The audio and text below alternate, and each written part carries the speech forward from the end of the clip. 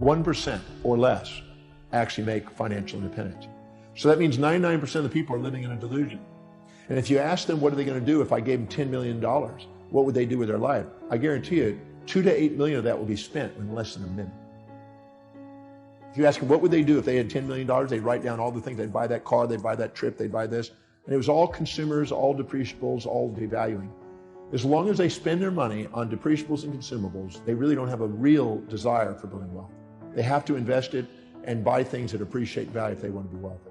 First of all, you want to find out whatever you've done in your life, how it served you, how it served others, and clear out any shame and guilt. Then you want to sit down and ask, what is it that you're really going to do? Because you're not going to get wealthy unless you're serving people. And if you're not dedicated to serving people, you have a fantasy called wealth. You need to make sure that you really have a value on serving people. You need to have a value on wealth, because if you don't really have a value on wealth, you'll spend it. If you have more of a value on spending it than saving it and investing it, it's going to keep going out the window. Because the money circulates through the economy from those of value at least to those of value at most over time. So you have to value wealth building more than spending. You have to value serving people more than just taking. And you have to be able to be dedicated to something that's really congruent with your values, or you won't stay with it. You won't build momentum and perseverance towards the accomplishment. And people who have a forced automatic savings in place and are willing to consistently study and research because they value wealth building. Warren Buffett spent, by the time he was 11, he already read all the books in the Omaha, Nebraska library on wealth building by the age of 11. He was committed to the outcome.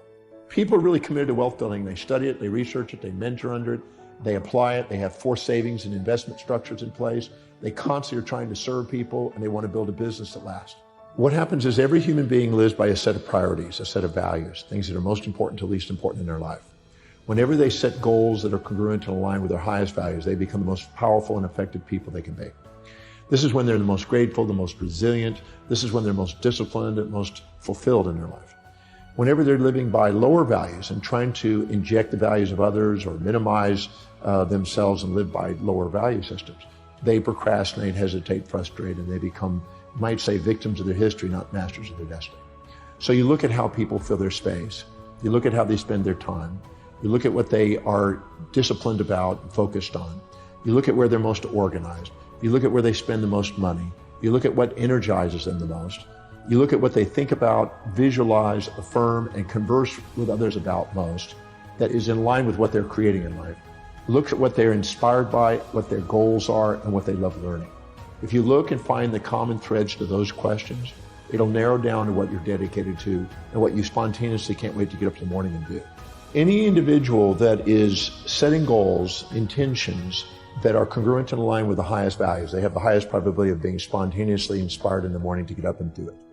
So if you have an entrepreneur that's working in a business and they found what is most meaningful to them, they have found the tap dance to work energy that Warren Buffett describes. As Bill Pollack, who owns Drake Corporation, told me, he says, since 1951, since I found out what I love doing, I've never worked a day since. Now, in addition to that, an entrepreneur also has to find out what their targeted market's highest values are to make sure that they're providing a service that meets those specific needs. So determining your own values and determining other people's values that you want to serve is an essential component, because you're here to be able to find something that serves other people, but it's also meaningful to you. If you find those two, you've got your niche. Now you've got exactly what you would love to get up in the morning and do, and you get to go and do what exactly people want, and you get to fulfill their life. Because everybody has a set of priorities, a set of values in their life, when you go down the list of values to lower values, you're less inspired, less fulfilled by doing them. You procrastinate in doing them. And what happens is you'll only do them if it's pleasurable, and if it's not, you'll give up. So it's a key is to make sure that everything you do is highest priority, the thing that's most meaningful to you, so you don't give up, you have the resilience, and you embrace pain and pleasure in the pursuit of a great purpose.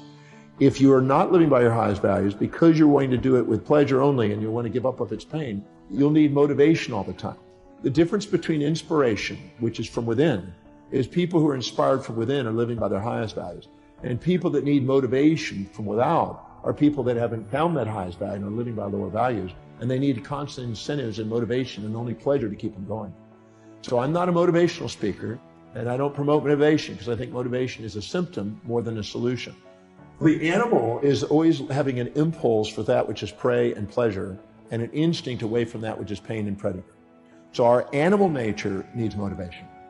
But our truest nature, our human nature, The one that activates the telencephalon in the brain, the executive centers of the brain, which allows you to be an executive and a leader in the world, transcends this pain, pleasure, amygdala reaction of the lower animal within us and allows us to function from an inner core mission that transcends that and allows us to be able to embrace pain, pleasure, support, challenge, ease, difficulties.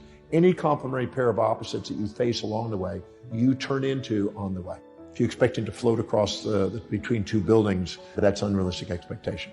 Or if you're expecting yourself to do something that's truly not high on your values and not meaningful to you, you'll tend to give up.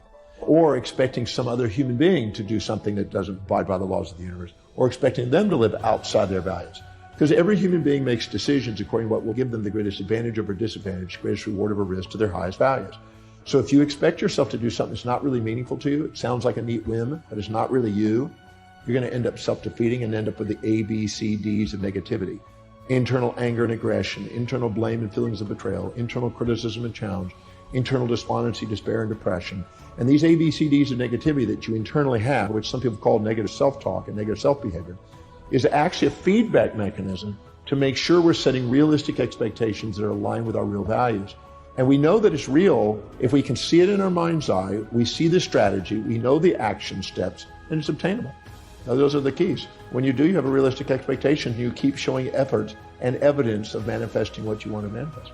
The wisest thing to do is start with simple goals that you achieve and train yourself to do what you say. If you train yourself to do what you say, your piggy banks become biggie banks. Your little action steps become big dreams. And if you live congruently with your highest values, you have the highest probability of achievement and you won't give up on your goals. So if you set goals that are congruent, that are truly meaningful to you, and you start chunking them down into small enough bites, so you just keep doing things and keep rewarding yourself by accomplishing immediate steps, you'll end up manifesting things because you just strategize your way into the bigger game. So I always say that if you chunk the big project down into small bites and then down to everything that's within a time horizon and within your vision to see and do, you'll get it. You just stay with it long enough.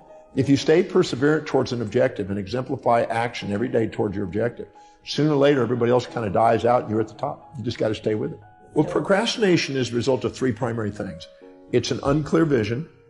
It is an unchunked vision. It means you're taking on too big a chunk without bringing it down to small enough bites that you can go and get it done. And it's not linked to your highest values.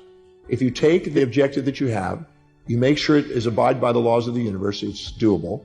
You make sure it really matches your highest values so it's linked. And the way you know that is if you can rattle off the reasons why you can do it and how it will help you fulfill your mission fluently. Because if you're fluent, you're congruent. Then you basically make sure it's chunked down into small action steps you can do, and you micromanage until you've proven you can macromanage. That means you do it in just small baby steps every single day. If I do this, I'm one step closer. If I do this the next day, I do it one step closer. Break it down into such small steps that it's by the inch, it's a cinch. If you do, you won't procrastinate. Procrastinate means that you've unchunked it, unlinked it, and unclarified it. I think that people who think they're going to be positive all the time are delusioned. Just like a magnet, it has two sides, and you have two sides. And the more you set up a fantasy that has only one side, the more you get depressed when it doesn't match your fantasy. So I'm a realistic guy that sets real goals in real time with a balanced orientation, and I accomplish more by doing it than setting up fantasies and then having nightmares. So I'm not a positive thinking guy. I'm a balanced thinking guy. But when people are down, that you need the positive thinking. But when you're up and you're fantasizing and setting up fantasies and pies in the skies, you need some critical thinking to be able to put you back into reality. So I'm a believer in both sides are needed. So what I did is I did a number of steps. One of them is at the end of the day, I would stop. And if I had this super high day and really thought I'd really done something and really was puffed up and kind of proud, I'd ask, who did I forget to serve today? Who did I not call? What procedure did I not follow? What name did I overlook? What priority did I not hit today? I would ask questions that learn to self-govern myself back down into the center. And if I had a low day and I really thought, wow, what a real crazy day, I would ask, what did I accomplish? Who did I serve? What names did I remember? I would self-regulate. So I would neutralize myself and steady myself. And instead of having volatilities in my business, I had steadiness. I also forced in savings. I didn't wait for profits. I forced profits in. I paid myself first. I built up a big cash reserve, so it decreases the volatility. It increases the client quality that I had. It increases the associations opportunities and alignments to greater opportunities in business. I made sure that I focused on the priorities each day, delegating lower priority things on a regular basis, because if I was going to do low priority things, I was going to keep myself in a low priority position. If you're doing what you love, it was Peter Lynch in his One Up on Wall Street back in the 90s, he said, If you're grateful for your job, if you love what you're doing, you're inspired by the vision, and you're enthusiastically working, that company is going up in value. And if you're going to buy a stock that you visited the company and see those 4 things. If those 4 things are in place, the company is going to go up in value. Because that's 4 things that exemplify what's possible and draw and magnetize charismatically people to people who are doing those 4 things. A company can't grow without those 4 things.